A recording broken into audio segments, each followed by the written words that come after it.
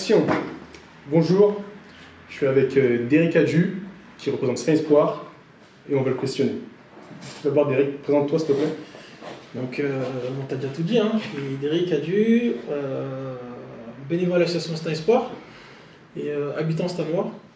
Donc, je suppose que tu veux que je présente l'association. C'est ça, vas-y. Donc, Saint Espoir, c'est une association principalement de soutien scolaire et d'aide aux devoirs qui fonctionne tous les samedis de 10h à midi à la maison des associations, pardon. Et on essaye de faire pas mal d'activités extra, on va dire, scolaires, culturelles. Donc, ça peut passer par du théâtre, aller au musée, aller voir des événements scientifiques. L'année dernière, les jeunes ont eu l'occasion de faire par exemple le premier secours. Donc on essaie un peu de se diversifier et d'apporter du plus aux jeunes. Nickel. Et toi, personnellement, pourquoi tu as eu cette volonté de devenir bénévole? Tout simplement parce que j'ai voulu aider les jeunes. Parce que moi, j'ai pu constater qu'il y avait des besoins. Il y avait des besoins au niveau de l'éducation chez les jeunes. Et personnellement, moi étant plus jeune, j'ai pas eu cette chance. Ou alors je ne connaissais pas les dispositifs qui étaient en place d'aide aux devoirs. Donc je me suis dit pourquoi pas aider les jeunes du mieux que je peux. Voilà pourquoi j'ai voulu être bénévole. Ok, propre. Bon, je fais aussi partie de Saint Espoir, Derrick c'est mon pote de toujours. Je balance direct. Et je sais aussi que tu es vice-président de l'association. Pourquoi tu as voulu autant t'impliquer en étant vice-président? Parce que c'est une association qui me tient à cœur. Ça fait déjà maintenant 6 ans, 6 7 ans que je la connais. Et du coup, c'était vraiment une marque en fait, symbolique pour montrer mon engagement et mon attachement envers l'association. Se donner à fond, se creuser la tête pour trouver des solutions pour les jeunes, pouvoir leur inculquer vraiment ces notions d'excellence, de discipline. Parce qu'on sait que voilà, on est à Stein, et Stein c'est le 93, et donc vu des médias, c'est pas toujours tout rose. On veut montrer aussi qu'il y a du bon instinct, il y a du potentiel, et je pense que les jeunes, si on les encadre bien, on les tire bien vers le haut, on peut obtenir quelque chose de sympathique. Oui, un pigeon qui recoule au calme. Bon, on va parler un peu plus de l'association. Comment se passe un samedi type? Samedi, donc comme je l'ai dit en introduction, c'est de 10h à midi. Donc en général, les élèves commencent à venir à moins 5, donc 9h55. Et c'est réparti en différents groupes. Les lycéens, les collégiens et les primaires. Et les bénévoles sont là, qui couvrent à peu près toutes les matières. Moi personnellement, ayant un cursus plutôt littéraire, donc j'aide les élèves en français, en anglais, je peux aussi les aider en histoire géo. En mathématiques, je peux, mais bon, jusqu'à la 6e maximum, je ne peux pas aller plus loin. Donc ensuite, les bénévoles tournent. Ils tournent pour voir s'il n'y a pas des besoins. Ou alors naturellement, les élèves interpellent un des bénévoles pour leur demander de l'aide. Par exemple, si quelqu'un a besoin de l'aide sur un problème en maths ou en histoire géo, il demande de l'aide ou il demande qui est la personne qui peut l'aider. Donc voilà comment ça se passe, on essaie de tourner et d'aller voir les élèves parce que des fois les élèves n'osent pas trop, ils restent dans leur coin, ils sont un peu timides donc ils n'osent pas trop aller nous voir, donc nous on fait la démarche d'aller les voir. Ok, top. Et les bénévoles sont des étudiants, des parents ou c'est mélangé? Il y a un peu de tout, il y a des personnes qui sont en études, en fin d'études, il y a des actifs comme moi ou comme toi par exemple, des actifs, des travailleurs. Il y a aussi quelques parents qui viennent donner un coup de main, donc voilà, il y a un peu de tout. Ok. Et les bénévoles, à part le soutien, est-ce qu'ils font autre chose? Est-ce qu'ils aident à, je sais pas, faire des événements, etc. ou pas? Oui. Comme je dis, la mission principale, c'est vraiment le soutien scolaire et l'aide aux devoirs. C'est là que les bénévoles sont attendus. Mais tout au long de l'année, on réalise plusieurs événements. Dans des événements, il n'y a pas très longtemps, on a fait une fête pour les jeunes à la rentrée en janvier. En décembre, il y a eu la fête anniversaire des 20 ans de Saint Espoir. Donc là, les bénévoles nous ont beaucoup aidés, parce que sans les bénévoles, on ne peut rien faire. Et tout au long de l'année, comme je dis, on a fait il y a des sorties au théâtre, au musée, on met en place le premier secours, donc les bénévoles nous donnent un coup de main. Ok, et demain, si une personne veut devenir bénévole, comment elle fait? On peut nous contacter déjà via les réseaux, on est très présent sur Facebook. Sur Facebook, c'est un espoir, on peut suivre toute l'actualité, à peu près, on peut voir ce qu'on y fait les samedis.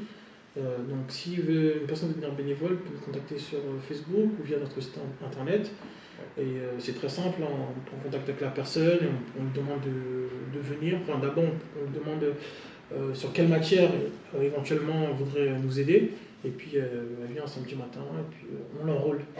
Voilà, en tant que Ouais, bénévole. généralement, en tout cas, si vous avez envie de devenir bénévole, c'est un espoir. Je donne quelques cours, moi aussi, parfois j'aide les petits, tout ça. Et bon, CP, CE1, ça passe. Ensuite, les prochaines actus de cet espoir, là prochainement, Prochaine c'est bientôt la actu fin de Stein l'année. Espoir. Il y a le bac, il y a quoi Ouais, donc là, en début février, début mars, forme des orientations, pardon, qui aura probablement lieu à la Maison du Temps Libre à Stein. Donc c'est le 2 mars, quelques jours avant de la fin de Parcoursup. Voilà, il y a une réforme. On sent que les élèves sont un peu perdus, ne savent pas trop, donc on va essayer de les aider, de les guider du mieux qu'on peut. Donc le prochain événement, c'est le samedi 2 mars, ce sera le forum d'orientation. 2 mars, les élèves qui passent le bac, notez la date. Et comment il va se passer, comment cet événement va se dérouler en fait? Ça va être... En général, ce qu'on fait, c'est on essaie de faire un petit tour de table des différentes filières post-bac. On essaie de les conseiller sur ce qu'ils peuvent faire après le bac, quelles sont leurs possibilités d'orientation. Et disons que nous, on a un rôle un peu d'éclaireur, si on peut leur permettre d'éviter certaines erreurs qu'on a pu faire. On peut les aider peut-être à gagner un peu de temps, leur dire vu ton profil ou vu tes caractéristiques, passe plutôt par là, puis fais ça. Et on peut leur montrer aussi qu'il n'y a pas de parcours type. Pareil, il y a plusieurs passerelles. Moi, personnellement, j'ai fait un BTS. Ensuite, je suis allé à la fac et j'ai terminé en école de commerce. Donc, il n'y a pas de parcours type. Voilà, rien Elle est figée quoi. rien n'est figé, rien n'est définitif. Donc, on essaie un peu le grand corps de métier, on va dire. En général, ça peut être la médecine, le commerce international, le web et le digital qui se développent beaucoup. Et on va essayer de répondre à leurs questions aussi par rapport à Parcoursup. Voilà, comment mener une bonne stratégie sur Parcoursup pour que leurs vœux puissent être acceptés. Mais bon, au-delà de ça, faut s'accrocher à l'école, il faut avoir les meilleures notes possibles. C'est ça qui va ouvrir les portes pour le post-bac. Ah, le bac, ça fait longtemps, ça a tellement changé. Sinon, ça va se passer comment? Ça va être des élèves, pardon, ça va être d'anciens étudiants qui sont passés par cet espoir, ou ça va être des gens comme toi, tes potes, même moi, pour intervenir? C'est-à-dire pour intervenir auprès des élèves? C'est ça, ouais. Parce que moi, je pourrais avoir mon petit stand et conseiller oui, tu peux les élèves. avoir ton stand, toi qui es dans le web, et c'est quelque chose qui a la cote, si je peux dire, donc tu peux tout à fait avoir ton stand et répondre aux questions. Par exemple, l'année dernière, si je me souviens bien, il y avait pas mal de demandes dans ce milieu-là. Donc répondre aux questions, quelles sont les possibilités après le bac, quelle école on peut faire. Je crois qu'il y a des DUT un DUT en Bobigny, Ouais, c'est ce que tu as fait, un DUT qu'on peut faire. Quels sont les différents métiers? Par exemple, je m'arrête sur le web parce que c'est aussi mon domaine, mais c'est aussi vaste. C'est vrai. Alors que le web, ça veut tout et rien dire dans le sens où il y a beaucoup, beaucoup de métiers après ça. Donc les aider à prendre conscience de ce qui peut se passer après et les confronter aussi à la réalité. Parce que souvent, quand on regarde les brochures ou Internet, voilà, on voit pas mal de choses, on voit beaucoup de rêves. Il n'y a pas longtemps, je parlais avec une élève qui voulait faire, deux élèves qui voulaient faire une école d'ingénieur, si je ne me trompe pas. Et ils ont été à une porte ouverte, on leur a vendu du rêve en fait, au niveau du salaire. Donc on leur a promis des salaires mirobolants. Et moi, quand je leur ai dit que c'est faux, ils étaient dégoûtés, ils étaient carrément dégoûtés. On leur a vendu en sortie d'école 5 000, 6 000 euros. Après, c'est tout ce que je leur souhaite. Mais je pense que c'est un peu loin de la réalité. C'est sûr. Et si c'était ça, je pense que moi aussi, j'aurais fait une école d'ingénieur. Mais non, c'est pas du tout ça. Donc, leur permettre d'être vraiment réaliste. Parce que souvent, quand on va faire une porte ouverte aussi, leur but c'est d'attirer du monde, d'attirer des élèves. Surtout les écoles de commerce, les écoles de commerce, écoles d'ingénieurs, c'est payant, ça coûte assez cher, pardon. Donc je pense que c'est plutôt pour attirer des élèves. Donc nous on essaie vraiment d'être le plus honnête possible et vraiment d'écouter leurs besoins et de les aider à s'orienter vers la meilleure voie possible. Au final, après, la décision leur reviendra. C'est sûr. Voilà, on essaie de... Top, top. Bon, je sais que tu es un peu pressé, on va finir ça. Dans 2 ou 3 ans, c'est espoir. Tu vois à quel niveau est-ce que vous allez faire du réseautage? Parce que après, quand les élèves ils ont le bac, Leur bac, qu'est-ce qui se passe après? qu'est-ce qui se passe après? Voilà. Qu'est-ce qui se passe après? Bah, il n'y a pas très longtemps, le président qui n'est pas là a parlé du Club Stein Sport. Le Club Stein Sport, en fait, c'est un réseau où les anciens peuvent voilà, discuter, se mettre en relation. Et en fait, ça a commencé comment? De manière informelle. Alors, une fois, avec quelques personnes de Stein Sport, on est parti manger. Ouais. Et du coup, à ce moment-là, on a vu qu'on échangeait sur pas mal de sujets, pas mal de choses. Donc, c'est quelque chose vraiment d'intéressant. Et je pense que s'il y a une vraie synergie, si tous ensemble on se pose, je pense qu'il y a moyen de faire quelque chose de sympathique. Parce que je pense que chacun a ses qualités, chacun a ses points forts, mais je pense qu'ensemble, on peut créer un réseau vraiment solide et on peut éventuellement aiguiller les jeunes dans des recherches de stage ou des choses comme ça. Nous, par exemple, qui sommes dans des bonnes entreprises, on peut peut-être permettre à la relève, rentrer, quoi. voilà, les faire rentrer, parce que voilà, j'aime pas trop parler de ça, de pistons, etc. Mais maintenant, je pense que tout fonctionne par le réseau et par recommandation. Quand on voit des sites comme LinkedIn, c'est vraiment par des recommandations parce que tu connais telle personne qui connaît telle personne qui travaille là. Bah, on fait confiance et voilà, si on peut ouvrir la porte à la génération.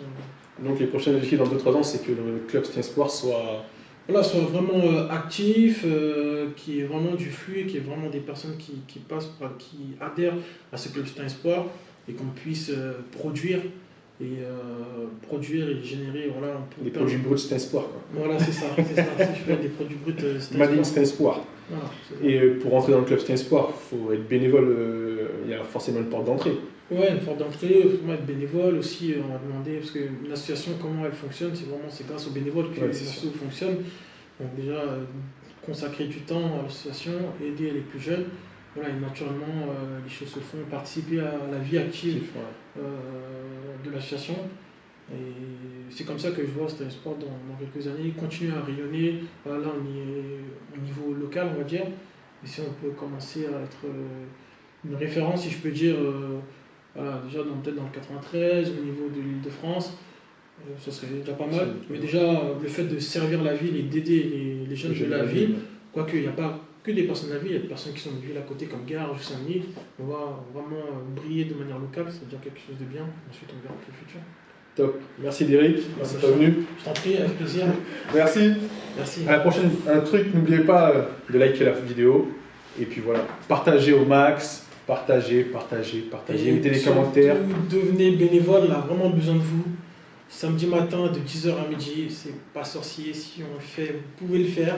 Et ça fait vraiment du bien aux jeunes, qui comptent vraiment sur nous, ils ont vraiment besoin d'aide. Et ça fait vraiment plaisir de voir un jeune qui réussit, qui ramène des bonnes notes, vraiment ça n'a pas de prix. Et ça fait plaisir aux parents aussi. Les parents ils font très confiance. Merci. À bientôt.